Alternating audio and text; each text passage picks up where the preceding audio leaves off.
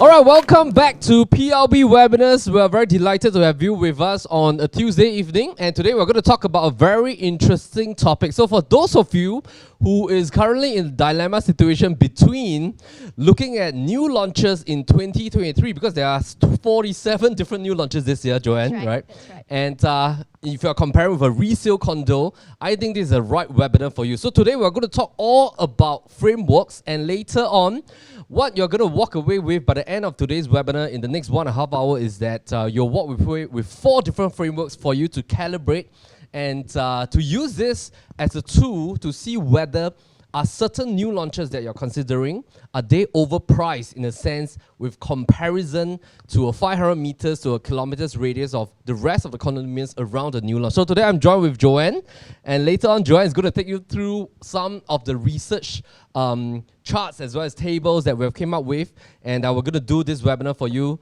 together this evening. And who is this for? To sum it up in short, this webinar is for you if you have this question in your mind. That means you're confused or you're in a dilemma situation on whether should you go for a new launch or resale condo in the year 2023. And how we are going to do this webinar is based on these 4 main key points today. Number 1, later on, Joanne is going to bring you through performance of new launches from January to June 2023, the last 6 months. We're going to look at how they have performed because there was a key milestone during 27 April. Then that was, of course, the introduction of the doubling of ABSD. I'm going to touch a little bit on that as well later. We're also going to chat on this fundamental question, which is, should you buy a new launch or resale? What are the frameworks and tools that you can hold on to when you try to decide in every season of your property investment journey? Third thing is, how do you then utilize these kind of frameworks to see if a new launch is overpriced? And number 4 is that we are going to try and conclude based on our PRB research to see if the past performance based on the last, how many years was that, Joanne? 2014. From 2014 all the way, so about 9 years odd. 9 years odd, yeah. So we're going to take about the last 8 to 9 years data and see if all those past performance of new launches, as well as back then, if let's say you have decided to go for either a new launch or resale, how has these projects fared? And later on, we'll see if they have anything to tell us about future performance. Now, 3 things that we'll talk about today, based on the 4 agenda. The performance that Joanne will bring you through is that we will decipher the top and bottom performance of new launches and resale in the past 9 years. Secondly, frameworks. Thirdly, hopefully we can conclude on what you should buy in 2023. So let me just give a quick introduction of the 4 PLB frameworks first. Now, these frameworks are calibrated to help us make decisions on the ground. So for example, if let's say I've already sold off my property and I'm into a particular district and a particular enclave, because maybe my first parameter of decision making is that I want to get maybe a 3-bedder. But I'm okay with either a new launch project. Of course, it has its pros and cons. Cons is that I might have to rent for the next 3 years, or I might have to stay with my in-laws for the next 3 years. The pro is, of course, I'm getting a brand new product. But I'm also okay with a resale in the surrounding vicinity, because maybe my core criteria is that I want to be a kilometers from this particular primary school that I want my kids to go into. Or I'm already very used to that zone because my parents and my family nucleus is all around that district. So usually most of the time, if this is your primary residence, the key decision matrix follows a sequence, and that comes from maybe a location preference, and then following which is the product category, whether is it new or resale. So let me give a quick introduction of the 4 PLB framework. Number 1 is this thing called a break-even calculator, and I'll let Joanne bring you through that. Number 2 is how do you utilize this lease reset calculator on the ground to see if a certain new launch PSF is overpriced. And then thirdly is how do you utilize our PRB Moat analysis if you happen to be working with one of our PRB consultants, and how this can help us to make sure that in 3, 5, or 8 years' time, when we want to exit from this particular project or condo, there is a ready audience to absorb our unit from the resale market. Because we always want to remember something. Today, when you walk into a show flat, you're buying a new launch. The moment you walk out of the show flat, your product that you have just invested in instantaneously becomes a resale property. Because it becomes a resale property 3 to 4 years later once it TOPs, and whether you want to rent it out, you want to sell it, or whether you want to move in, that product has already become a resale property. And you want to make sure that in future, if you want a bit of flexibility to exit, there's a ready audience to absorb your unit. And of course, number 4, we're going to introduce to you what is this thing called the X percentage threshold formula. So, simply to say, if the framework fails, after you have went through these 4 different frameworks on this particular new launch, the decision matrix is to go for resale.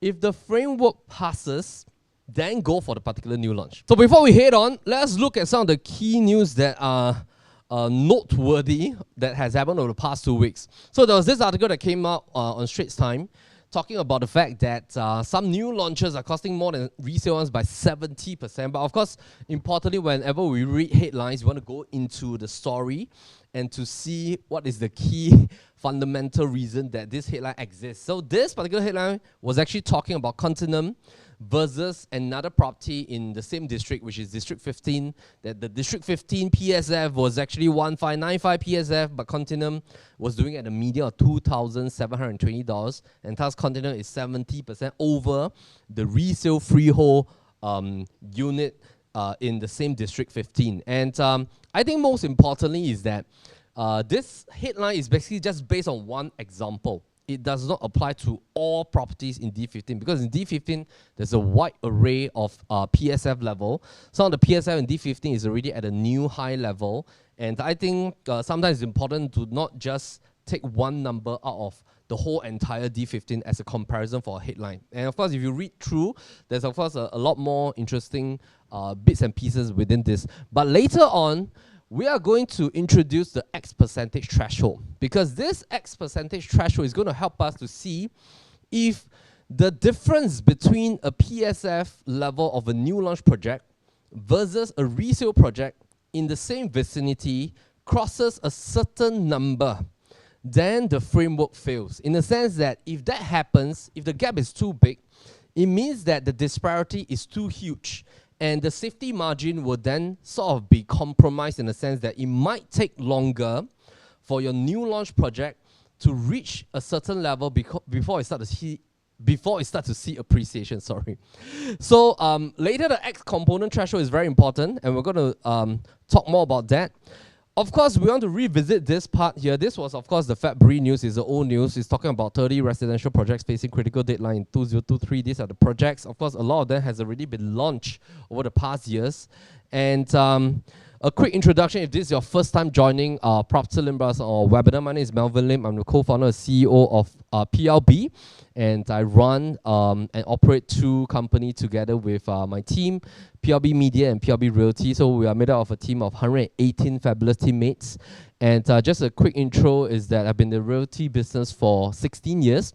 And now basically what we do on a day-to-day basis is that we create a lot of content. We sell homes for our clients. And of course, we help our clients to make investment decisions for their properties as well. Later on, as we share, feel free to ask any questions in the chat box below. And we also have, I think this is round number 10 for this year. This year we made a commitment to have 21 webinars and 2 physical seminars. So we've just completed our landed convention, 20th of May. Next one is a property summit coming up in August. So as we go through the series today, you'll be seeing QR codes that will flash up, and you can scan the QR codes, head on to the landing pages, register yourself for the next property summit, as well as our PLB webinars. Our webinars takes place twice a month, and we talk about a wide array of different topics. Now, a quick disclaimer, all the webinars are based on our PLB internal research as well as our opinions and our experience on the ground. Take note, when you want to make a property investment, it is an important decision that you have to make sure your TDSR check is good, stress test is done, financial analysis is also done. And quick context, if you have any questions, because of the fact that myself and Joan are here with you, what we do is that feel free to key in all your questions in the chat box here, and then our team will tabulate all the questions one shot, and then we will craft out a Q&A PDF deck. We'll send it via to your email that you have registered with us in the webinar, and we'll be very happy to entertain and answer any questions that you have. But we also seek your understanding. If you have deeper questions relating to your personal portfolio, do note that we have a consult session in our PRB office at Paya Lebar, and you can come by for a free consult that's only available for webinar participants. And later on, you'll be able to scan a QR code. Now, ABSD. We had a couple of episodes on NOTG on our YouTube channel. You can look at that. But a quick recap. Why is it that there is a doubling up from 30% to 60% for foreign property investors? We're going to talk about this. And this is ABSD round number 5. Very important for us to understand because it would then allow us to see deeper into the market, to see how is the residential property market going. Are prices still going to go up gradually? Is there going to be a downturn? Is there going to be a stagnation? These are very important implications. So, importantly to note, Singaporeans' first property not affected. PR's first property not affected is still at the same 5%.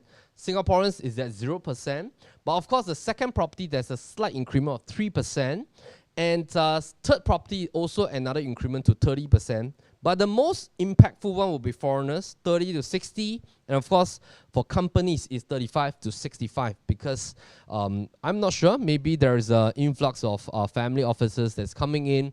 Our government want to make certain decisions. But of course, when I say I'm not sure, I'm just kidding you because we already have made deep research based on this news. The moment this news came out, we got our PRB research team to deep dive into the last 8 quarters to have a look at some of the deep mechanics.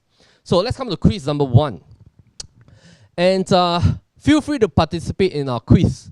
We will probably have maybe a 10 to 15 seconds for everybody to key in your answer. So the first question is, what percentage of residential transactions annually do you think are done by foreign property investors? Now, what percentage? Just key in your, out of 100%, how many percent do you think in terms of residential transactions are being purchased by foreign investors? So maybe we'll just take the year 2022 as an example. Then you can key in your answer right in the chat box below. So feel free to just share your thoughts. There's no prize at the end of this question. Basically, just a quiz for everybody to interact. And I hope that you have already keyed your answer. All right. So this was the transaction percentage that was being done by Singaporeans, PR, and foreigners for the last 5 years. So we started from 2018 to 2022. And as you can see, based on 2022, foreigners' percentage on a year-to-year basis has been quite consistent at 4, 5, 6%. All right? Singaporeans are largely about 70 plus to 80%, PRs 16 to 18%. Predominantly, this group dominates about 95%, which is good because that means that Singapore is a self-sustaining market in the sense that even without the foreigners coming in, 95% of the transactions will still be done. So volume-wise, it's very, very healthy. And one of the core rationale was because 2013 was the first time ABSD was introduced. If you look at this, 2011 was the first time ABSD was introduced, but 2013 was the year that ABSD plus TDSR was introduced. This has sort of allowed Singapore to have a bit of breathing room for the past 10 years that Singaporeans and PRs has gotten used to having transactions predominantly being done by Singaporeans and PRs. Now, quiz number 2. So for today, there's only 2 quizzes. And quiz number 2 is that, what are foreign property investors buying? Do you think in the last 12 months, they are buying CCR properties? CCR properties means Core Central Region, District 9, 10, 11, core areas in CBD as well as Sentosa. Or do you think they're buying city fringe properties? For example, they're buying Farrell Road area, they're buying maybe the Woodley area, they're buying the Thompson area. Do you think they're buying RCR zonings? Or do you think they're buying the mass market areas, the OCR zoning? And maybe if you want to go deeper a little bit, you can key in like the percentages. Like, do you think foreign buyers, how many percent are buying mass market, buying CCR or RCR? Just feel free to take the next 10 to 15 seconds just to key in your thoughts. Share with us a little bit, interact with us. We would love to have you in our chat boxes. All right. So just now, as we have seen, Singaporeans 77%, PRs 18%, foreign buyers 5% of the overall transaction. To give everybody a quick context, every year our volume in Singapore is usually around this range. New launches, there will be about 10,000 units transacted. Resale condos, another 10,000 units transacted. HDB will have about 20,000 units transacted. So overall, we always had about 40,000 because landed properties will have about 1,600 to 1,800 units transacted. So all in, usually it's about 42,000 transactions. And how many percent do you think are done by foreigners? Of course, foreign buyers cannot buy HDB, but you can still key in the percentage based on private properties. All right. So let me just share with you Singaporeans. Singapore buyers, 2021 Q1 all the way until today, Q1 2023.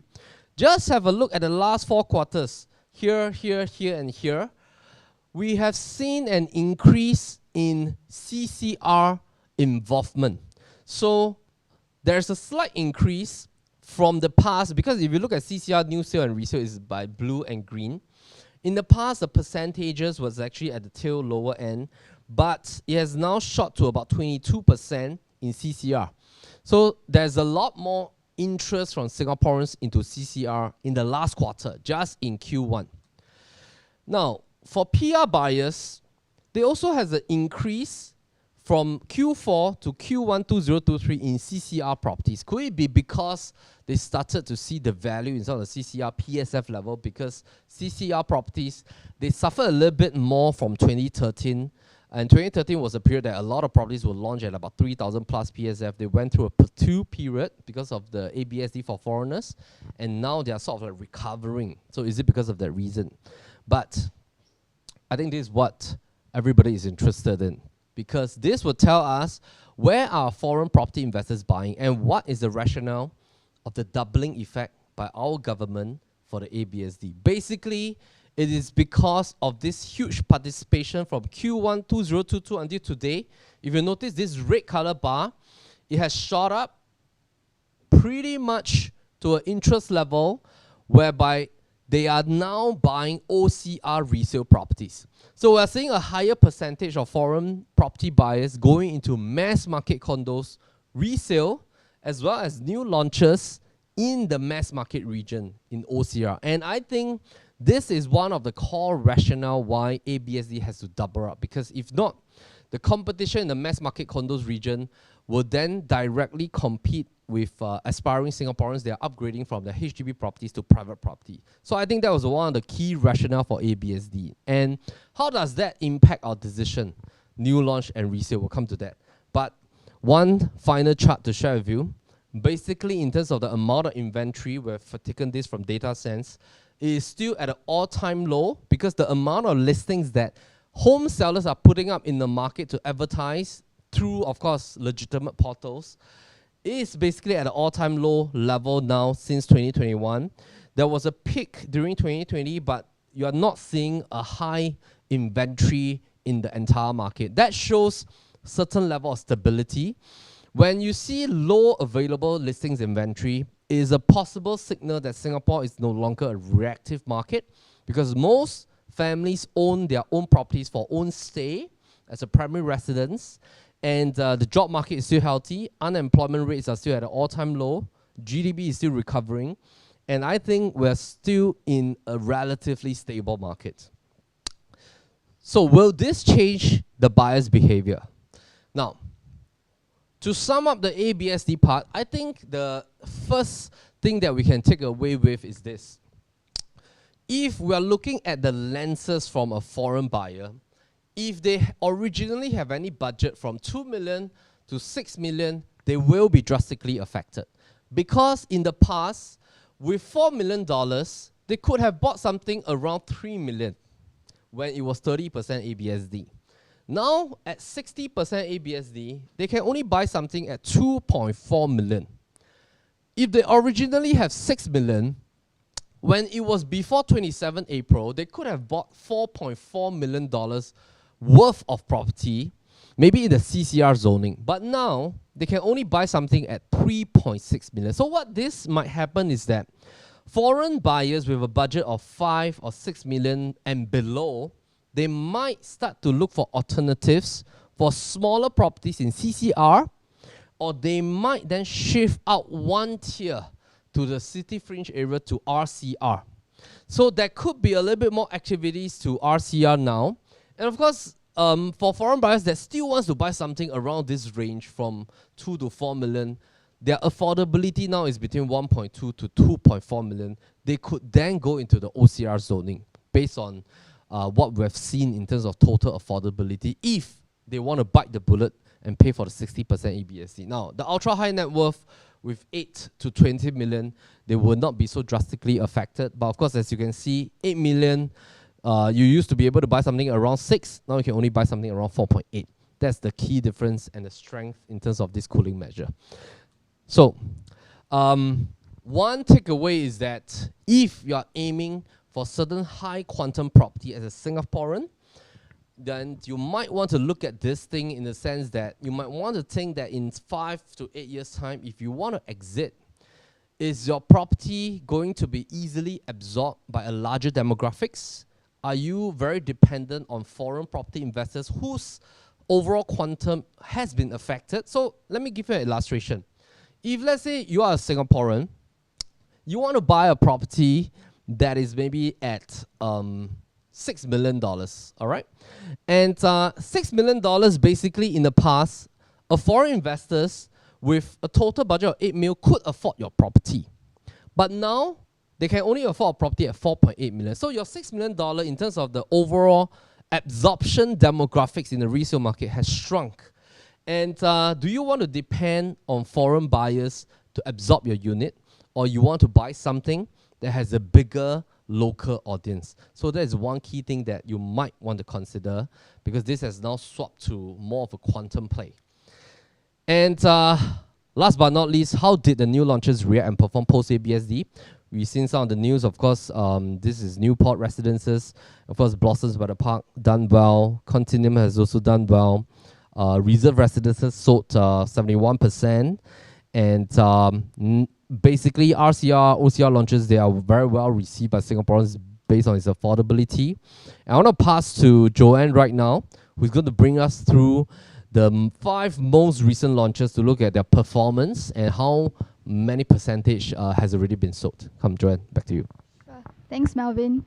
So I think like what Melvin has shared earlier in a lot of our past webinars as well, in fact, the year 2023 is also sort of termed as the year of new launches. In the whole year, you're going to see maybe about 47 different new launches being launched. But I think what we want to do right now is also to take a deeper look at the past 5 launches that have been just launched within the first half of 2023, and just to see roughly how they have fared so far. So the first one being Tembusu Grand. So this is a CDR project, 638 units in total, beautiful project. And I think this is also something that a lot of the District 15 homeowners have been waiting for, because traditionally we have seen that in District 15 it's extremely rare to see huge projects being developed as well. So 638 units, District 15, and just have a look at in terms of the unit mix right over there. So you have a 1-bedder plus study all the way to your 5-bedders, and it's also interesting to note that for this season of new launches, you're seeing that actually the sort of smallest category is in fact not your 1-bedder, but your 1 plus study. So that's pretty interesting to know. I think it also relates to the current season we're in, where everybody is getting used to working from home. Maybe you do need an extra space within your home to function as your work from home office. So also because you notice this Tembusu Grand is also launched and located within the RCR area. So this is the area where we traditionally do understand there's quite a good mix of your investors as well as own stay buyers. So you do see that in terms of the unit mix, they also spread it quite well. And in fact, about close to 50% of the unit mix right over here is actually being allocated to your smaller unit size, being your 1 plus study, your 2-bedder, and 2 plus study. And the larger units, let's say from the 3 plus study onwards, they typically take a smaller proportion right over there. So in terms of how Tembusu has fared so far, So our research team has also pulled through all the data and to come up with this series of tables that really allow us to look into where the available units lie. So for Tembusu Grand, it's a great job to the developer. Two bed, two bath configuration have all been sold out already. Right now, if you're a buyer in this season and you are hunting for, let's say, a two-bedder sort of category, your next option would be your two-bed plus study. And even then, out of the 119 units, you only have about 30 units left. So that's about 25% left. So of course, all this data will also generated at this point of filming. So of course, if you're keen, do check with your relevant advisors and agents on the latest as well. And you will notice that in terms of the larger configuration, for your 3-bedder, 3 plus study, 4-bedder upwards, it's still quite a large portion. Of course, your 3-bedder compact is also selling pretty well. In fact, out of the 79 units that were launched by the developer, there's only about 13 units left. That's 16% altogether. And you notice that in terms of the unit size, actually, this is still a pretty good size, 990 for the market to absorb right now. Still a pretty decent 3-bedder size, I would say. So this is for Tembusu Grand. Main observation, your smaller categories have been sold really well. 3-bedder compact has also been doing very well. What's mostly left is actually belonging to your larger layout for Tembusu Grand. Now, just neighboring nearby, not too far away, you have a Continuum. So of course, this is a freehold project. And just by having a look in terms of the unit mix, you also notice that quite similar to Tembusu, actually the smaller units, 1 to 3 bedders, actually hold or account for the majority of the unit mix as well. 4-bedder, 4-bedder as well as your 5-bedder, slightly less. And of course, this is a freehold project, and I think in District 15, again, to have a huge plot of land being allocated to 99 is rare. To have it being allocated and redeveloped into a freehold condo is even more rare, I would say. So I think in terms of the architect as well, it's also beautifully designed, renowned architect Waha. So in terms of the balanced units, let's have a look. So I think in terms of the trending, fairly similar to Tembusu Grand, except that you also notice more of your 3-bedders right here, being your normal 3-bedder size, as well as your 3-bed premium. It's also doing pretty well. There's still some 2-bedders left, but of course, compared to Tembusu Grand, your quantum is also edging higher on the end just because it's a freehold. So in terms of PSF, right now, on average, in terms of your balance units, you're also looking at about 2.5, 2.6, even 2.7 upwards. So this is for Continuum, freehold in District 15. Then now moving closer towards the Central West area, we want to have a look at the reserve residences. So just a quick brief, this is in District 21, towards the Upper Bukit Timah area, and 99 years leasehold, total of 732 units with some serviced residents right here, service residences right here. And this is also really unique because this is one of the rare sort of integrated project that's being launched in 2023. And aside from being an integrated project, you know, aside from it being a mixed D, you also have that component where it is actually linked directly to your integrated transport hub. So I would say this is a kind of a next tier up above your integrated project. Unit mix-wise, you do see quite a good spread over towards the smaller sort of configuration. Smaller units, your 1-bedder all the way to your 2-bedder, 2 plus study. And your larger units right there is slightly lesser compared to your smaller configuration. We do think that because of the location, right, you are going to attract a lot more investor pool right over at the area as well, which is probably also why the developer has allocated a little bit more component towards your smaller configuration. In terms of performance, not surprising, all the smaller units, in fact, your 2-bedder at this point of filming, you're just left with 1 unit for your 2-bed bedroom category. 1-bedder has been fully sold out. What's left is mostly, I would say, your larger configuration as well. So this is for the reserve residences. And I think this project is also quite interesting because judging from the land acquisition cost and all that, and looking at the prime location that reserve is currently located at, you know, Jalan Anak Bukit, a lot of punters or speculators out there are also sort of expecting the price to come towards high 2000, inching towards the 3000 kind of PSF benchmark, similar to what we're seeing over at One Holland Village. But when it eventually launched at 2003, 2004 PSF upwards, I think that also then subsequently garnered a lot of attention and demand from the buyers pool as well, which is also why you see that the project is also performing quite well in terms of launch. And next, just moving up slightly above reserve residences, you have Botany at Dairy Farm. This one is towards your Bukit Panjang Hillview area. And so this is right at District 23.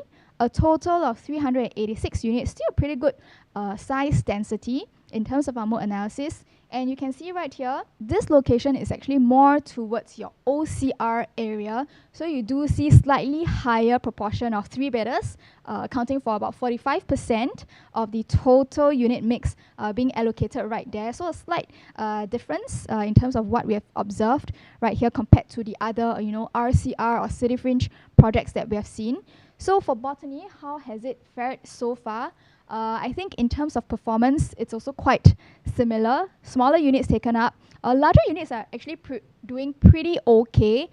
For your 3-bedders, you have only about half, 25 units left. And of course, your larger quantum, the take-up is still quite decent given its PSF. And also, I think this project itself, Botany, through our analysis, we have also identified that I think this is also one of the project that the developer has acquired the land at one of the lowest in terms of the new launches for 2023. So I think in terms of pricing wise, you're looking at launch prices below that 2000 mark, whereas all the other new launches this season have already surpassed your 2000 or even inching towards 2005 kind of transactions. And then lastly, let's also have a look at another freehold project. Now this time we're bringing you down south towards GSW, Greater Southern Waterfront area. So if you're a buyer that's hunting for the Greater Southern Waterfront, you want to be, in the action, you want to snap out a piece of that, then I think this new launch will be something for you to look out for. This is in District 5, so a total of 270 units, which again, in terms of our Moat analysis, is still a pretty decent sort of a unit density size for a freehold project, because traditionally we have all seen freehold projects being more of the boutique. I mean, just have a look at this. This is the entire map of all your new launches in 2023, and you'll notice a lot of the freehold launches this season is actually belonging to the category where you have less than 100 units. So for Terra Hill, 270 units, this is great. And in terms of unit mix, unit type, 2 to 5 bedder all the way. Performance-wise, again, smaller units are being snapped up. And I think this is also something that you notice quite a common observation that you've seen through these 5 different new launches that we've shared. This 2-bedder category, or the lower quantum one, is usually the one that gets snapped up first. This is also understandable with all your TDSR cooling measures now. Right now, the buyer's affordability are also a little bit more regulated and controlled. So this is the category where it actually appeals to most of the buyers, and that's why you see it getting snapped up really soon. So if you still want to hunt for any 2-bedders for Terra Hill, there are a couple left for your 2-bedder penthouse as well as 2+ study. We think that it should still be snapped up pretty soon as well. So that is the roundup for all your recent 5 launches that have been launched this year. So I guess the main takeaway and the main observation that we've seen, number one, lower quantum, smaller size units are usually the ones to get snapped up. But this also ties in with something that we've shared in one of our earlier webinars, where even though this category is one of the fastest to get snapped up, we do think that 4 years down the road, when all these new launches enter into the resale market, likely we see 3-bedder, 4-bedder having an easier chance of exit, purely because just looking at the supply is extremely limited. In future, for those buyers who are looking at your newly TOP projects and those who still want to hunt for the number of bedrooms for their family-owned stay or for schools, they will still be going for your 3 and 4-bedders. And that is also another reason why we do think that for the larger sizes, they will have a slightly easier sort of exit strategy right there. So now I'll just pass it back over to Melvin. Thanks, Joan. Next is that we've researched 160 projects across a span of 8 to 9 years, starting from 2014. until now, 2023. So that's 9 years, all right? And why 160 projects is that we have decided to do like a 4-year kind of parameters in terms of entry and exit. Let me just give you an illustration. And why do we want to do this is because right now in the year 2023, everybody sort of is also in a new dilemma because now there is this new category of properties that has popped up, meaning properties that has just newly TOP. And this then forms 3 different bandwidth. And of course, if you want to have a look at this, it is very natural that maybe if let's say you're hunting for district maybe 21, and then you look at the new launches is in this range because the RCR zone, and then you look at some of the newly TOP projects in that region. I just give a quick example. For example, reserve residences doing at about 2,400 plus PSF is at this range is RCR D21. And then you have Mayfair that has just TOP. Now it's going around 2001 PSF to 2002, some of the asking prices. And when you look at some of the resale nearby, it might be going around this range depending on the project and the age, whether is it freehold or 99. So sometimes it might be in a dilemma situation on which one should you go for. And there's also this thing. If you have just joined us, we have talked about this quite a fair bit of time, is that in 2013, there was a shift in the size of the units being created. The new units nowadays by developer, because of the rising land cost, is usually more focused on smaller units, meaning 1, 2 bedders. Of course, there's certain restrictions by URA in the sense that they cannot fully concentrate all the units to be 1 bedders and 2 bedders. There must be a mix based on GFA calculation, and all that. But predominantly, they want to make the units more affordable in terms of overall quantum for buyers, because that is to cater to the TDSR affordability.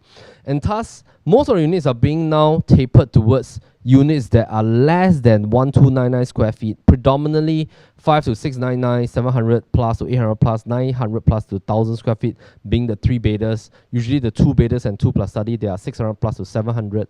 The 1 bedders are usually about 500 plus. In the past, bigger units tend to have a higher quantity being produced. And thus, we have then, based on these 2 so-called top process, formulated this research by our research team, went through 160 projects. In every time frame, we try to look at the top 10 performers of new launches that made the most gain in terms from the date that they enter to the date that they exit. Why do we put forward is because most new launches are completed within 4 years of construction. So most of the time you enter at 2012, you TOP around 2016. And then we also look at the top 10 we look at the bottom 10 performance of new launches, and we look at the top 10 performance of resale, bottom 10 performance of resale. So every time period, you're going to see 4 tables. Similarly, we did it all the way until 2018 to 2022. And thus, there's 4 tables, 4 tables, 4 tables, 4 tables. Every table is 10 projects, total 160 projects. And this set of data is available to our audience if in the event you decided to come for our PLB consultation, one-to-one with our PLB consultant, to work through your property portfolio. This data basically is available for you because these are some of the deep research that will give us some clear indicators on why certain projects they tend to perform better, why some projects don't perform as well in the same time period. And what we have noticed is that every time period, there are winners and there are losers. Every time period, there are new launches that will do well, there are new launches that don't do well. And every time period, there are also resale that do well and resale that don't do well. And this is also to tackle one of the greatest myths, is that most of the time, if you are a first-time buyer or even second-time buyer, you have heard people telling you that always buy new launch. Or maybe somebody will go to the other extreme saying that always buy resale because resale will see the best appreciation. Or always buy new launch because only new launch can appreciate, resale cannot appreciate. However, that is not true because later, as you can see from the tables, every time period, even though all this period went through different kind of policy changes, economic changes, global recessions, but every time period, there are winners and there are losers, both in new launches and both in resale. And that is because as long as you use fundamental frameworks, you will have a higher chance of identifying these projects, because it's about the project characteristic, it's about the type of factors that protects the project, which is why we call our PLB analysis PLB Moat analysis. Moat meaning that if you can find a project with all these factors, with stronger factors protecting the project, it gives the project a higher chance of appreciation over the next 4 years. And thus, the factors are the key, the frameworks are the key, not so much about the time period, not so much about new or resale. Now, let us go through some quick key events, and then I'll pass on to Joanne. Basically, from 2012 to 2022, we've summated the last 10 years of events for you. And this is basically to showcase that at every season, there are ups and downs.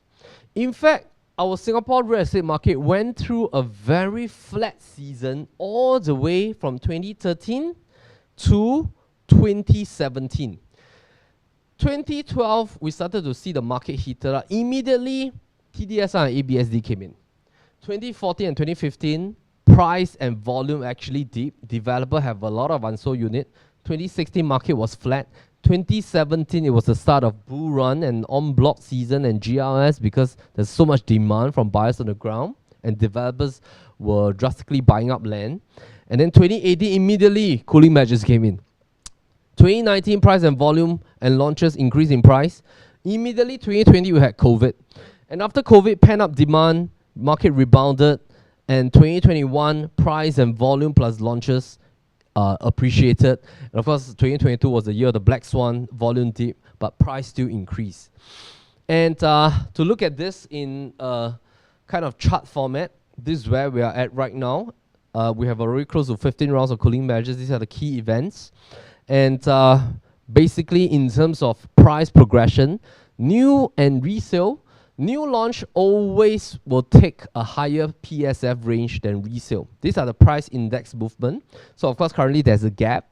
And in terms of new launches in CCR, RCR, and OCR, this is basically CCR.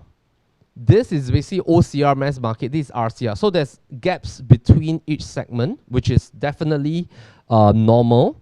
And in terms of resale, the same gaps apply in terms of PSF level. PSF of CCR properties, PSF of RCR, as well as OCR properties. And what we are going to do right now is that we're going to go through 2012 to 2016. And at the end of every season, we'll go through one framework with you. So I'll pass back to Joanne. Joanne, take it away. Okay, thanks, Melvin. So right now, what we're going to do is actually to break down our research in terms of 4 different time periods. So the first one being your units or projects, transactions that were actually launched, purchased within the year 2012, and then subsequently sold in 2016.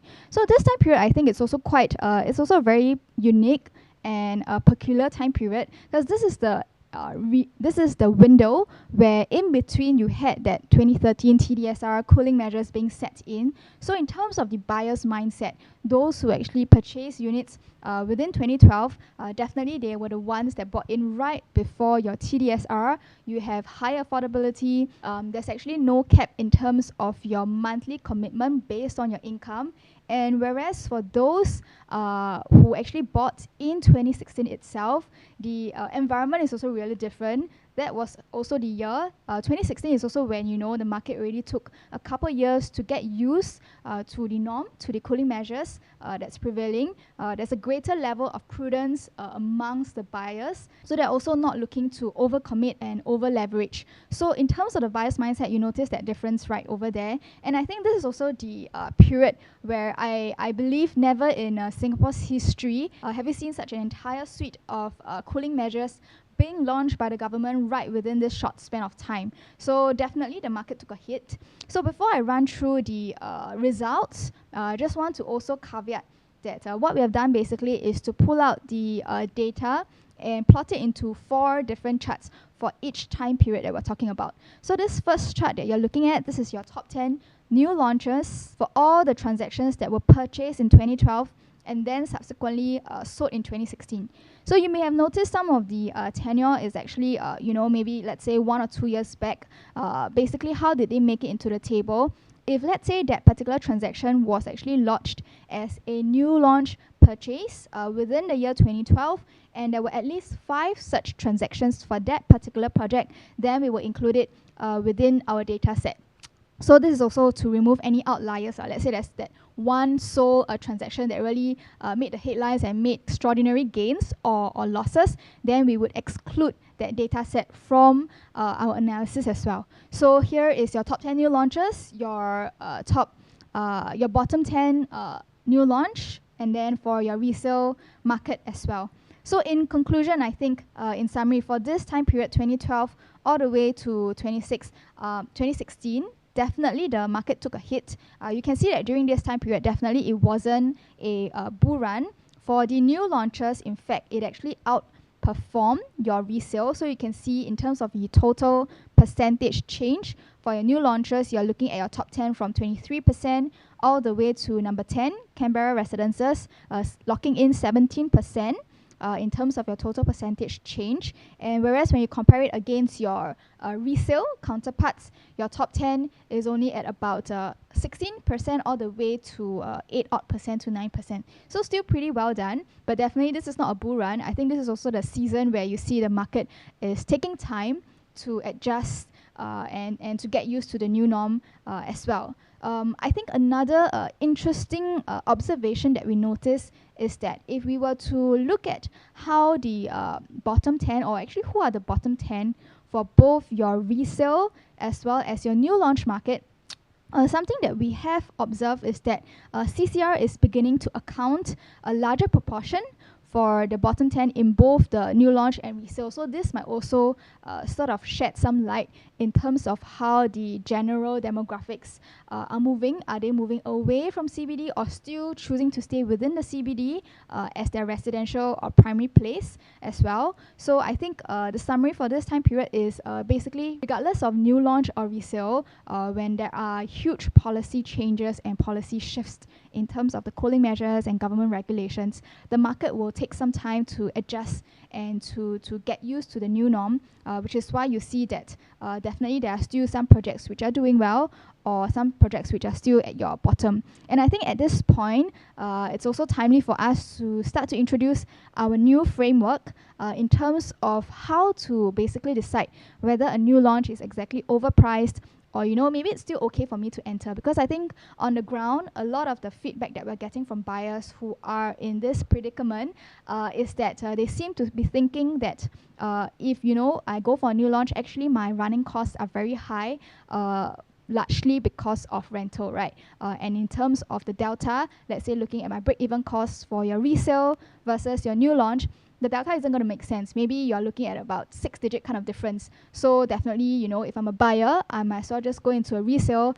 I don't want to rent, I want to move in immediately. So what we want to do using this calculator and this framework is really to look at the numbers and digest and answer for ourselves. Do the numbers make sense? Is the delta really a 6-digit figure, or is it something that actually is still worth for our consideration? It's still worth for us to consider. So basically what we have done is break it down into 3 different scenarios, being your 1.5 million budget, 2 million budget, as well as your 2.5 million budget. So the first scenario is to imagine, let's say you are a buyer in today's market, you have a budget of 1.5 million and you're in a dilemma, should I go into resale?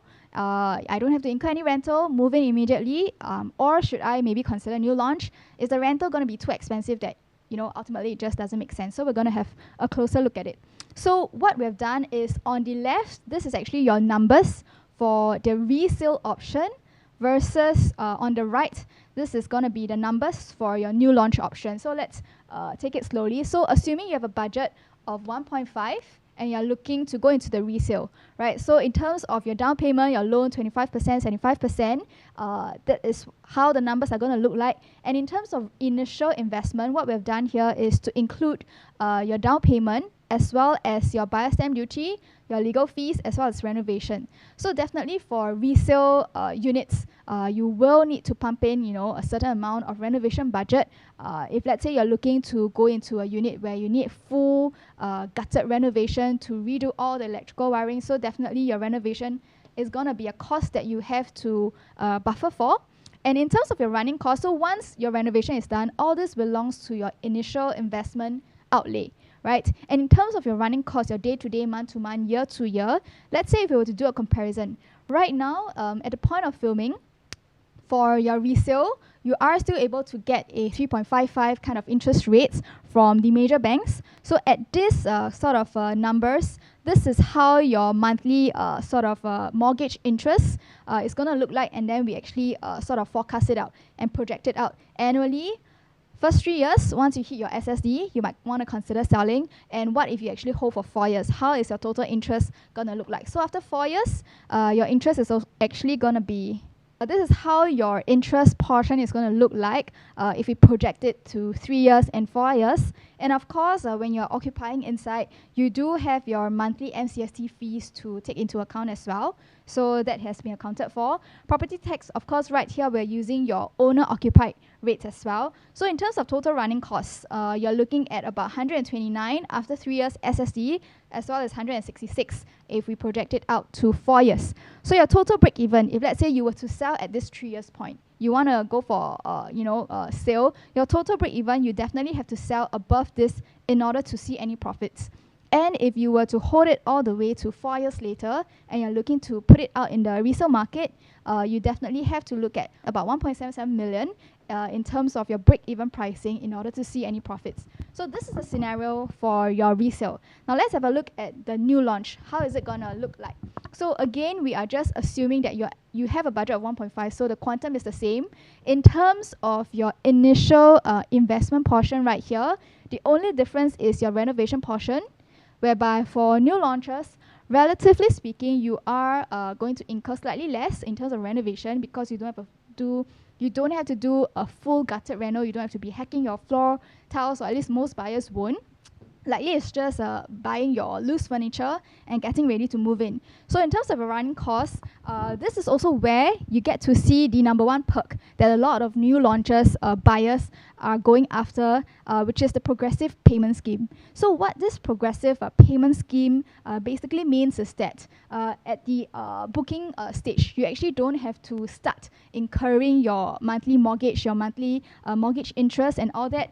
And the developer actually calls for disbursement or payments from the banks as and when each stage of the new launch project, the entire development is being built. So your foundation, your buildings, your amenities, all your facilities as well. So it's a tiered and a progressive kind of payment scheme. So for new launch, largely speaking, usually in your year 0, when you have actually put down your booking fee, you don't start you are not incurring any sort of mortgage interest at that moment.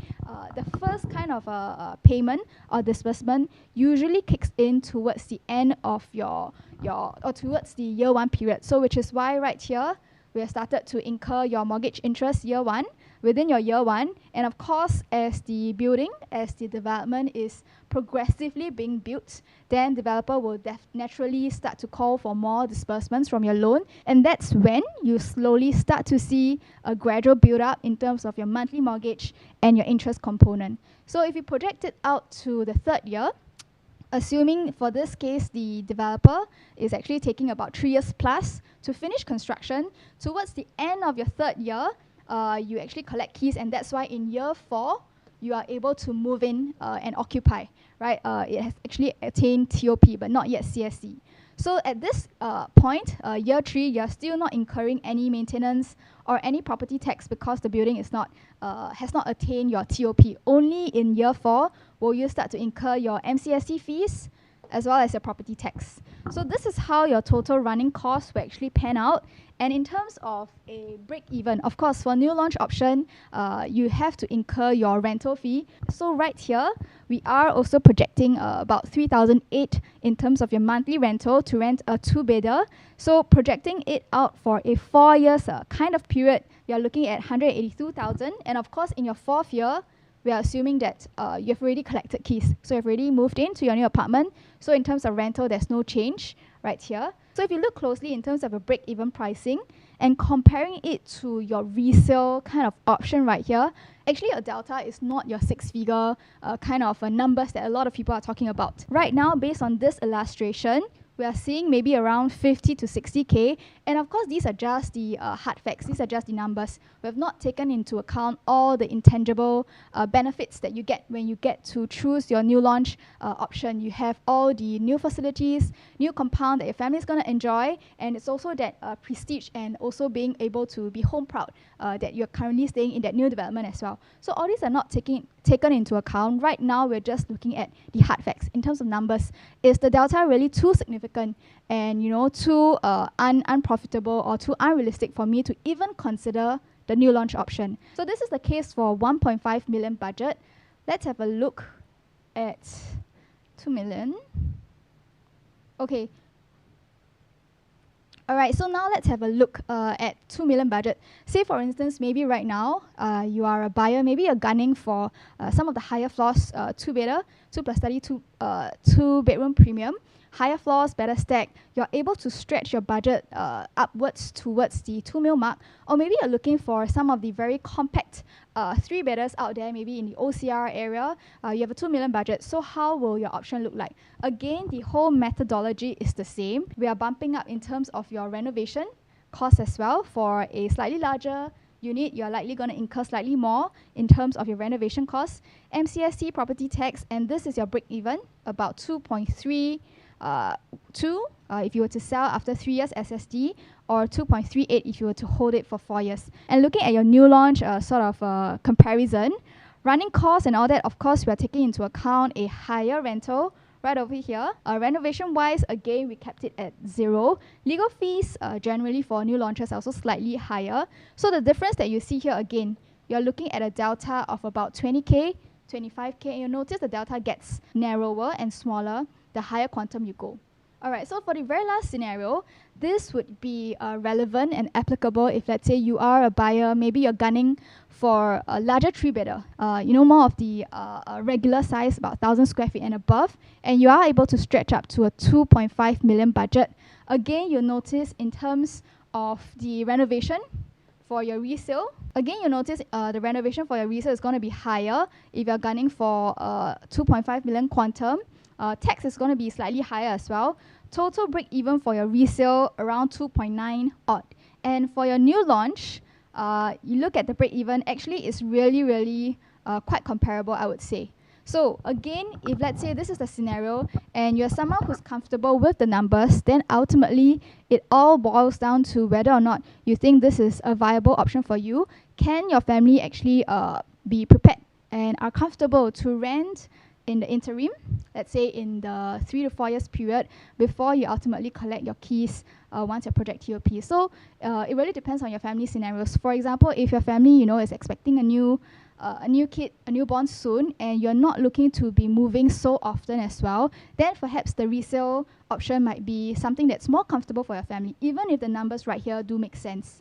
All right, so for the time period 2014 to 2018, this was actually a very interesting period because this period was right after 2013 when TDSR kicked in and ABSD number 2 kicked in. That was one of the ultimatum of cooling measures. Instantaneously, the whole market took a shock because I would say that a lot of people were not used to the new levels of checks based on your credit bureau score, based on the current liabilities that you have. Instantaneously, everybody has lesser borrowing power. That actually prompted the developers to start building smaller units. Let me give you an example of this. Now, there's 2 projects side by side. There was both being completed by Capital Land, that's in Bishan. These 2 are fantastic, beautiful projects. We have sold properties in both projects before. I love both properties. Basically, one is Sky Habitat, one is Sky View. Now, this shows a clear distinction in the time period of this era. And once we understand this, it helps us also to make certain kind of macro and micro decisions. Sky Habitat was launched before the 2013 cooling measure. Sky View was launched after that. Although it's done by the same developer, but the sizing and layout of every unit is drastically different. Sky Habitat 1 betas are extremely big and is even bigger than some of the 2 betas at Skyview. So Skyview was constructed with an end goal in mind, which is quantum play.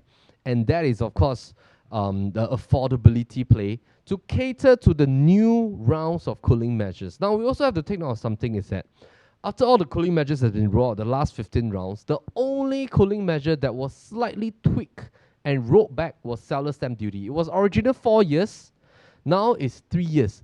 But all other cooling measures has never reversed before. ABSD was never reversed, LTV was never reversed. We also need to take note that currently we have 15 rounds of cooling measures. It's a little bit like all these stop holders in all the holes here, meaning that in the event if our government were to release any cooling measures, what is going to happen to the capital inflow again from global markets? That means people are going to start investing in local properties more aggressively. So I think we're more or less in a very mature stage of our property price index. Now, this 4 years has been interesting because when we look at the top 10 new launches of private property by appreciation, you will get to see that you have properties such as Palm House, Bartley Ridge, Cocoa Palms, all the way to Commonwealth Towers, and of course like 8 River Suites. Panorama was one that's seen a lot of gains.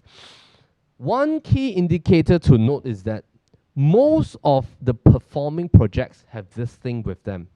Basically, if you look at the number of units here, they belong to a category that majority of them has more than 300 units. And this is one factor on our PRB Moat analysis. I'll touch base later on. And when we talk about the bottom 10 performers, it's also another myth to note that it doesn't mean that freehold properties will always be the best performing ones. Because if you look at the bottom 10 new launches, there were freehold properties in CCR areas, in RCR areas, and of course even in the OCR areas that didn't perform because it really depends on several different factors and matrices. So I would say that property investment is both an art and a science because there's no one size fits all. You cannot, we cannot say that, you know, freehold is a sure win, new launch is a sure win, this district is a sure win, because there's no one size fits all formula. But good thing that we know is that there are certain key parameters, and every time period there are winners and there are losers. Now, when we look at resale, this is basically the resale, the top 10 resale. Basically, we have categorized them, and of course you can see there's a good mix as well. Freehold, there's also some 99 years, and majority of them are also large size density projects. Now, when we look at some of the bottom 10 resale, of course, you see a little bit of projects and reflections, because reflections, they have a couple of balance units that they were trying to clear for a good number of years. And of course, we also have a wide range of different projects. So I think end of the day, the key takeaway is this, is that when we sit down with you, and if you do come for our consult session, what we want to do is that first step, we settle on the portion of preferences, because nowadays we all know that our names are precious. We want to make sure that our names are utilized to a best extent. That means in terms of strategizing two spouses' name, how are we going to strategize which one is for primary residence, which one is for future investment property? How big are we going to buy? Whether is it a 2, 3, 4 beta, whether it's a landed or strata home, based on your current financial standing, which one is best for you in this season? And then later on, we come to calibrate on the second portion, is that in the district, based on your needs basis, if it's a primary residence, then what is best suited in this season? Because compared to you waiting out the market to rent and pay for high rental for the next 2 to 3 years, what is the best product category to buy? Sometimes if we think that this particular zoning or district has no good new launches for you to purchase, we'll recommend you to buy resale. Sometimes if we think that the new launches has a very good percentage difference, threshold that's not too far away from the resale counterparts and it has room to grow, we'll recommend you to buy a new launch in that particular zoning. And thus, I think every decision has to be customized and calibrated when we sit down with yourself. And when the market was tapering from after 2013 Q2, Did new launch or resale perform better overall? What is your answer, Joanne? Right, so for this 4 years, you notice that actually even when the property price index is going down, right, it's not a bull run, you still see your top 10 new launches and your top 10 resale still performing fairly well. So I think ultimately the main takeaway from this time period that we're trying to derive is that it's not really about new launch versus resale. It's really about picking the right property selection with the right fundamentals to ensure that at least on a downside or in a period where maybe the overall market isn't doing so well, you are still able to minimize your risk and still being able to come up on top as well. Right. Okay, so let's move to the second framework. Alright, so this second framework that we want to introduce in today's webinar is basically this lease reset calculator. So what exactly is this lease reset calculator? A lot of times when buyers are in the market considering whether they should go into resale or new launch, aside from the costing, the running cost that we've mentioned in our first framework, the second main concern is of course relating to the remaining lease of the property itself.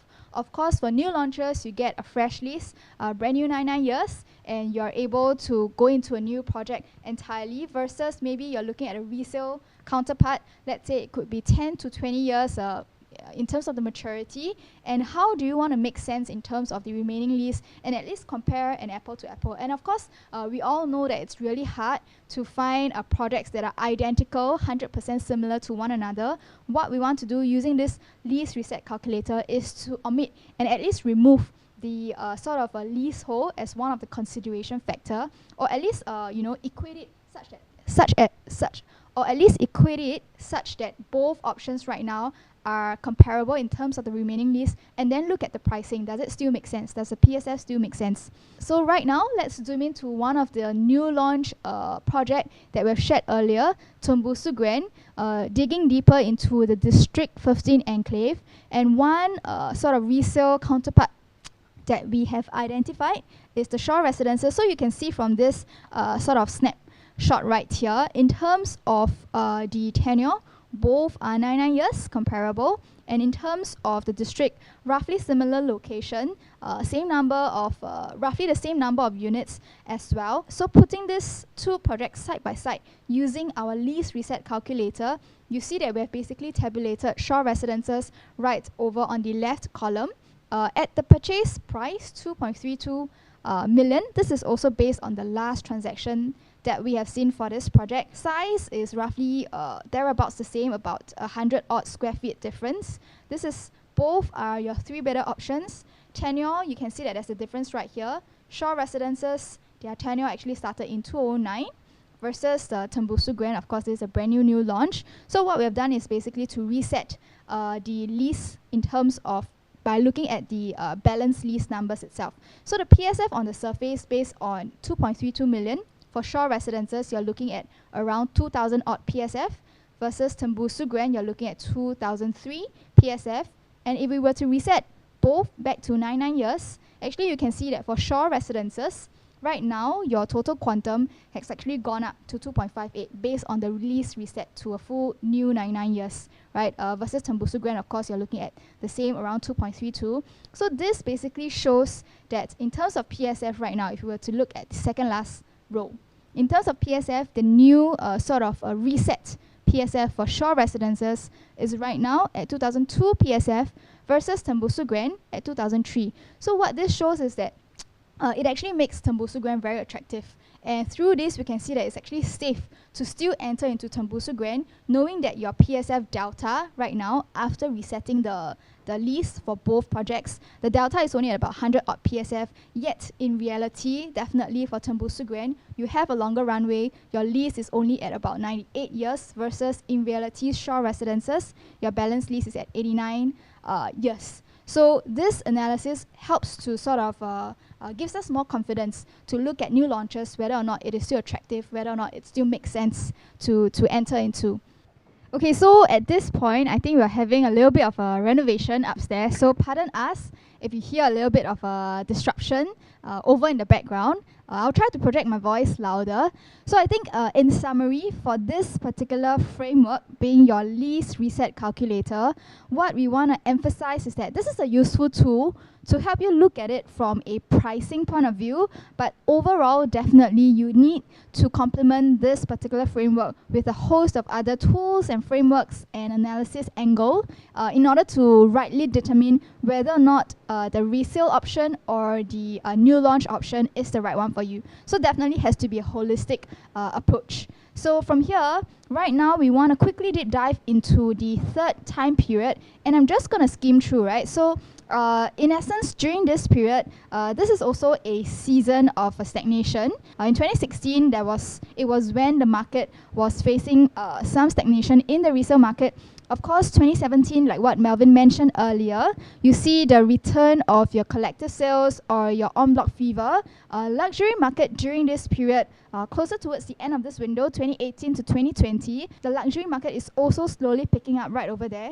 And of course, midway through 2018, you see the government also then releasing a new series of cooling measures to sort of taper down the market a little bit. So all in all, definitely there is still a lot of anxiety and trepidation within the market itself. And in terms of the outcome or in terms of the performance, what we see is that when the market slowly rejuvenates and recovers on the backdrop of the whole en-bloc fever within 2017. Overall, did all our new launches or resale eventually perform better, right? So from the data, what we can see is that actually your top 10 resale have actually outperformed all your new launches. So if you take a look at your top 10 resale right over here, you have Grande Vista, Park Shore, Ivory Heights, Cascadia, Pinewood. So you look at the total percentage change, you're looking at about 30 to 40%. And comparing it to your new launch counterparts, those that were actually purchased within the year 2016 all the way to 2020, the total percentage change for your top 10 within this category is only at about 15 to 22%, right? And of course, I think this season, like we all know, towards the tail end 2020 is also when COVID really hit our shores. A lot of own stay buyers, Singaporeans as well as PRs, are also looking to upsize, upgrade within the market itself. So you do tend to see that the resale has been performing really well. And of course, this is also quite interesting with 2020 data being included. You see that in terms of overall performance, the resale market is actually doing very well. In summary, during this 4 years time frame, although your property price index as a whole did not actually have the run up, but you see that prices of selected projects have actually gone up. So ultimately, again, this links back to what we have emphasized over and over again. It really boils down to the right fundamentals to ensure that your property is going to be the one that receives your largest pool of exit audience from the market itself. So right now, I will pass it back to Melvin to take you through the rest of the webinar. Thanks, Joanne. So let's talk about Moat analysis. Now, what is Moat analysis? Basically, Moat analysis is a tool that PLB research team and our tech team has developed. And basically what we do is that we fresh feed all the API data from Lease into our own proprietary system, and then we rank them according to 10 different factors that we have developed based on our experience over the years. And these 10 factors, basically, the more factors in terms of scoring within each factor that the project possesses, what it can do for the project is that it determines the level of popularity as well as the future exit audience when you want to exit from this project. The higher the scoring, the easier it is to exit. And for the purpose of today's context, actually our research team went through 160 different Moat analysis for all the developments.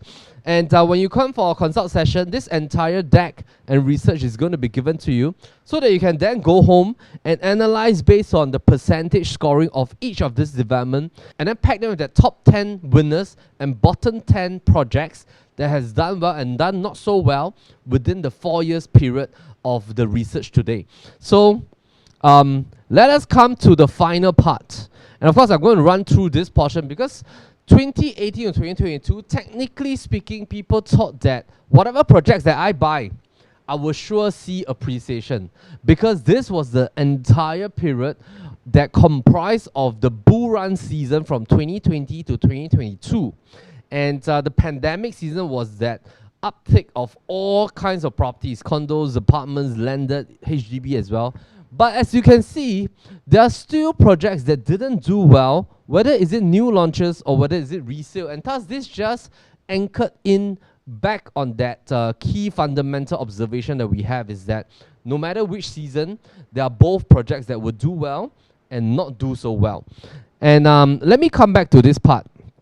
So as we go through all this and we're trying to look at history, basically I think one key conclusion that we can all agree upon is that new launch, resale, each season, it is important to go back to fundamentals. And using these 4 different frameworks, we hope that we've added value to you. So the X threshold is a final framework and formula that we apply for all our clients. So when you come for a PLB consult, what you're going to walk away with is that when you go through the entire journey with us, we apply these 4 different frameworks. And of course, today, for today's webinar context, we've went through number 1, 2, and 3.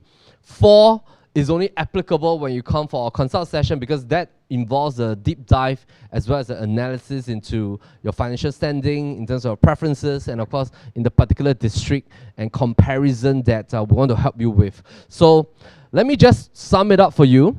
The 4 PLB framework is basically, again, to decide if a new launch is overpriced in a particular segment, region, district, and a particular zoning and area. So for example, you have already shortlisted that you're considering projects within this district in this particular area. And let me give you an example. Let's say you are considering to buy D15, but within Marine Parade Central, or maybe within some of the new launches in Tembusu Grand, Continuum, and of course Grand Diamond, but you're thinking about, you know, which particular project should you buy out of these 3, and are there any other opportunities in the resale surrounding these 3 projects, whether is it freehold or 99 years, then we'll apply these 4 formulas for your context in this zoning. And now number 2, the lease reset calculator is to look for the disparity pricing gap between the new launch option as well as the 99's resale option in the same vicinity.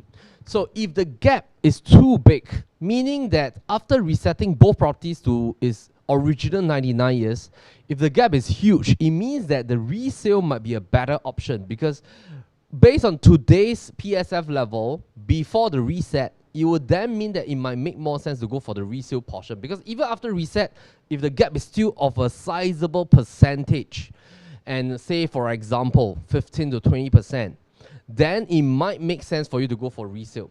Now if the gap is very small, it might mean that the resale right now in terms of asking price might be a bit overpriced, and the new launch might be a good entry point for you to enter, because it might have more room for growth in future.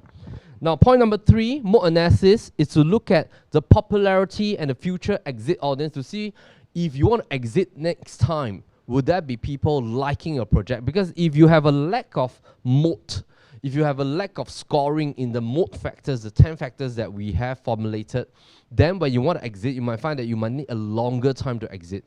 When you need a long time to exit your property, you lose out on future opportunities of the other property that you want to move up into. And thus, moat analysis is extremely important. Of course, the last one, X percentage threshold, is to look at price appreciation potential. So let me move very quickly into our PLB's methodology. And with the change in 2013, one of the key strategies has changed in the sense that because now there's only one name. If you're married, you have 2 names. Now, trust option is closed already. I mean, now it's formulated as living trust.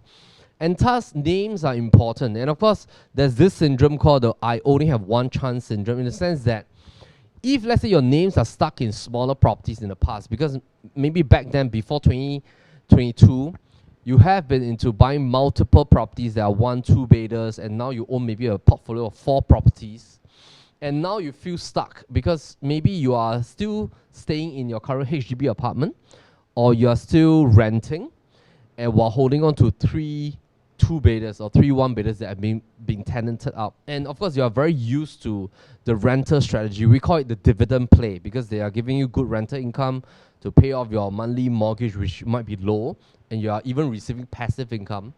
Technically speaking, you have already accomplished your portfolio, but maybe you just feel that in terms of a capital appreciation play, your portfolio, if you were to do something about it, you might gain more in the next 5 to 10 years based on how the market is moving. Because now, as we can see in the last 3 years, there's a shift to a preference of larger properties, 3, 4 bedders, strata homes, landed homes, penthouses, ground floors, and of course 1 to 2 bedders. Because of the size being much smaller after 2013, the PSF, even though it appreciated, but based on a 500-600 square feet unit, even if it appreciates by 200 PSF, is only 200 PSF multiplied by it's only 200 PSF multiplied by 600 square feet, is only 120,000 upward quantum appreciation, which after you less off your bank interest, your stamp duty, it might not be substantial in terms of capital gain.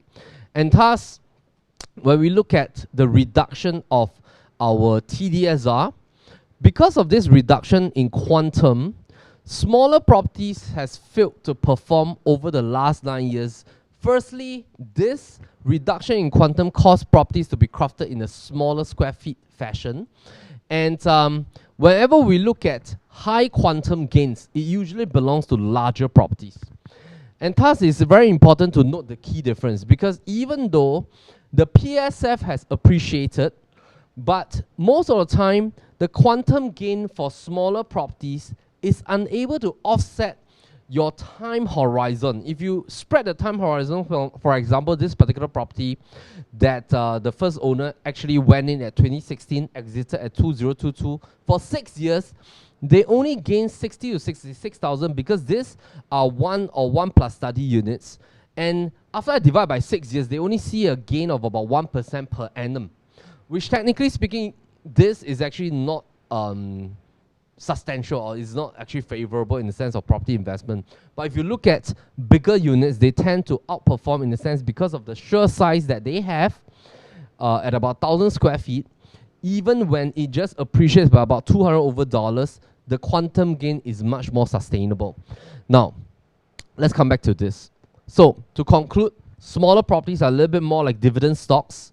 Big properties are more for growth and quantum appreciation. Okay, so let's go through a quick case study of a family that probably feel trapped with multiple smaller properties that they've acquired in the past. So this family is at age 45, currently living in a HDB that has been fully paid, very happy, current value 600,000, balance lease of 58 years. Now this is very common with a lot of families because in the past, it was very common for families to acquire multiple properties. Now, technically speaking, this is a very good portfolio. They don't have to disturb the portfolio. The only thing was that now, at age 45, they're just thinking, in the next 20 years, they're going to be able to fully pay both properties. So let's just take an assumption. This property right now, they acquired when it was 2014. It was 700,000. It was a 1 bedder at 452 square feet. They're renting it out. Currently at 2022, 750,000 in terms of valuation. So they're trying to think, in the next 10 years, what will be the value? And in the next 10 years for this second property that they have also bought is a 1 plus 30, 520 square feet, bought in 2016 at 800,000. Now it has appreciated to 950. What is going to happen in the year 2032? And of course, they're still young. They're 45 years old, fully paid with a HDB. They're planning to retire maybe around 65 years old. So they still have options like maybe in the next 10 years, they can sell one, they can sell both, or they can even sell the HDB. But currently, what they're thinking of is like this. At age 65, if we would just take a projection of the current valuation of all 3 properties, project it until they're 65 years old in 20 years' time. The 1 bedders, based on a safe assumption, should appreciate to 1.4 million for the 1 plus study. The 1 bedder should appreciate to about 1.1 million. And take note, these are all in the OCR areas. And the HDB, probably in 20 years' time, having a balance lease of 38 years old, let's just take an example that it depreciated to 500,000, which is fair. Total asset value at 3 million at age 65. They're thinking, did this portfolio perform well? Even though it appreciated, but could they have done something differently at age 45 right now to let this portfolio perform better? Now, technically speaking, they have already accomplished a 3 property portfolio, which is good. But when a couple came to us, they said that they felt torn. Why did they feel torn? It's because they feel that they have already worked so hard for their professional life. They have always aspire to get a landed or bigger condo for their family to enjoy facilities or to enjoy the bigger space in the landed. But they feel that they cannot enjoy the fruits of investment. They are sort of like living in the HDB, which they are happy with, but they just feel that the two private properties are always being tenanted from day one.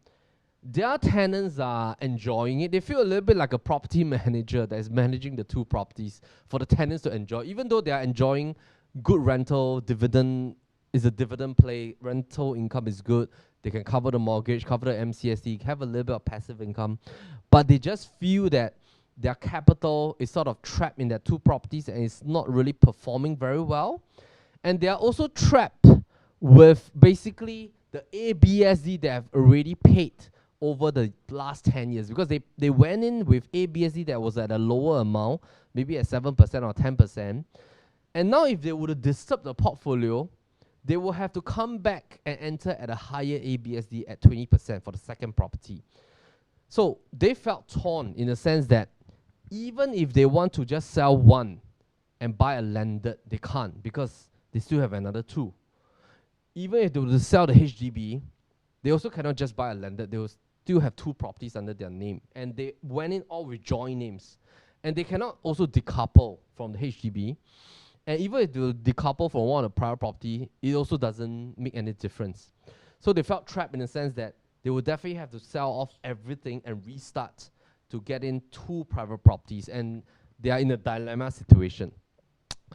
They basically was exploring this option, is that what if they make a change now, and they came to us to ask for different options. So one of the options that was seemingly obvious was this: if they were to take the courage to make a change, and of course this family is doing well in terms of their professional work, their income is stable, they have good income, low debt, they can actually restructure it into a $3 million property plus another 1.5 million property. And if they buy correctly, this two property has a potential to appreciate in the next 20 years time to a conservative range of $4.8 and $2 million with a total asset value of 6.8. Now, by the time they reach 65 years old, this 6.8 million can do more things than the $3 million, because they can pay off private property, let's say for about 3 million, they can still keep $3.8 million for retirement. Now, this is what we mean by basically going with a re-strategizing option. Now, even if let's say they were to go just with one property joint name to buy a $3 million property, if they select the right one, if it appreciates to 4.8, it is still bigger. Sorry, there's a typo error here. It's supposed to be 4.8. It's still better than the $3 million option should they not do anything. And let's look at the real family. So this is Daniel and his family. So basically we have close to 13, currently it's already 15 years of friendship with them. We've done a video with them. Just head on to PropertyLimBrothers channel. Under chit chat sessions, you'll be able to look at this video. So basically what they have done with us was that we have restructured for them multiple times, all the way starting from while they were 28 years old, now they are in their 40s. And they started with a HDB, exited, we helped them to move to a penthouse, plus $1 million 3-bedroom condo back then in the year 2015 when they were 33 years old, one under each name. Subsequently, we advised them in the year 2020, which is 5 years later, to keep this rental investment. So even until today, at year 2023, they still kept this investment because it's giving them very good returns. But this option basically is to re-strategize, and basically we helped them to move into a landed. Back then in 2020, it was only 2.5 million for a category 3 landed property. Now it has already appreciated to 3.5 million last year. Now it's even higher. Now it's close to about $4 million already. So by the time that we project in age 65, when it's around 2047 period, at a very conservative range, their total asset value should be about 7 to 8 million. So just imagine if they have not done anything here, their asset value will still be about 600,000. If they have not done anything here, their asset value probably will be in the range of about 3 million. But because they have chose to do something, their asset value has been enhanced. And this is of course the property that we helped them to purchase. We entered at 2020 August, 2.55. And based on just early part of last year, is already at 3.4, 3.5. Some of the neighbors have sold, same size, same street. So doing something is always better than doing nothing with a portfolio. So even if you are just in the exploration stage, I would encourage you to take some action, to explore, work out different options. And of course, I want to share that financial prudency check is very important. And that's what we do with all our clients. We make sure that we go through stress tests and make sure that it's healthy. Sometimes if it's not so-called like maybe it might cause a bit of stress situation to your finances in terms of money installment and mortgages, we might advise you not to take action right now, but to build your portfolio maybe at a later stage. So just a quick introduction about our website. You can head on to PropertyLimBrothers.com if you are exploring some properties, and if you want to look at all our home tours and videos, just head to YouTube, key in PropertyLimBrothers. You'll be able to access our 1,900 videos on the YouTube channel. And of course, our key methodology, and of course, when people ask what is the key motto and the vision for PropertyLimBrothers, we exist because we want to sell homes to its fullest potential, because we always believe that homes should not be sold hastily, which is why we put in so much effort to ensure that every home is represented in a fashion that it has showcase basically solutions to obstacles, and basically we bring out all the key plus points, key factors, key pricing analysis of every home. And that's why we go through so much effort to ensure that every property is done in a fashion with our home tour, which is long form content, our VFX, our 3D architecture is all done in the sense to showcase solutions to potential buyers as well. And these are just some examples of how we always add value in our home tour videos. Now, just to give a quick context about basically how our realtors help our clients. We do not adopt the one-man show kind of model. Our realtors, they work in a buddy system. So every client is being served by a pair of realtors that works hand in hand for our clients together, because we want to give more attention to all our clients. And then, of course, they also work with our home tours presenter team, client support team, our backend media team to serve our clients together. So this is our team, and with our track record for the past few years, we are able to sell homes at a median speed of 91 days, as well as 62% of PLB sellers sell higher than their counterparts. So these are some of our PLB signature strategies, and of course, more analysis, some of the tools that we have, disparity effect. Last but not least, Joan, any final thoughts for our audience? I think after all that we've went through today, definitely when you are in a situation considering new launch versus resale, I think there's a host of different factors that you have to consider, and to also think about whether each route, does it make sense, and is it comfortable for your family to eventually consider that route. So definitely it involves a lot of analysis, which PLB can come in to help, but ultimately it also depends on your family's own goals and sort of timeline and seasons of life as well. Right, awesome, great. And we hope to see you on the next webinar. Meantime, take care.